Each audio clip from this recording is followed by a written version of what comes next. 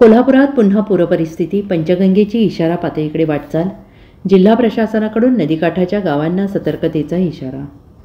शहरासह जिल्ह्यात पाऊस गेल्या 2 दिवसांपासून धुमाकूळ घालत आहे आणि यामुळे पंचगंगा नदीसह वारणा, कृष्णा, भोगावती, वेदगंगा, दूधगंगा, घटप्रभा, कासारी आदी नद्यांचं पाणी पात्राबाहेर पडले. तर पंचगंगेची वाटचाल सध्या इशारा पातळीकडे असून पंचगंगा सध्या 37 फुटांवर पोहोचली आहे. जिल्ह्यातील एकूण 79 बंधारे पाण्याखाली गेले असून पंचगंगा आपली इशारा पातळी गाठण्यासाठी अवघी 2 फूट शिल्लक आहे. जिल्ह्यात पुन्हा एकदा पूरसदृश्य परिस्थिती निर्माण होते की काय असं वाटू लागले.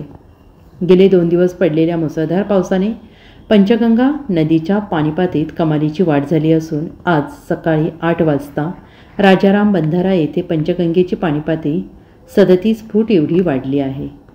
पंचगंगेची इशारा पातळी 39 फूट तर धोकापातळी 43 फूट एवढी आहे. त्यामुळे पंचगंगा इशारा पातळी गाठण्यास अवघे 2 फूट शिल्लक असून आपली वाटचाल इशारा पातळीकडे सुरू ठेवली आहे.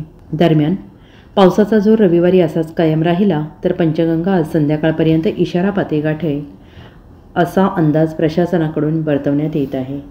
Bureau report, SBN Marathi, Kolhapur.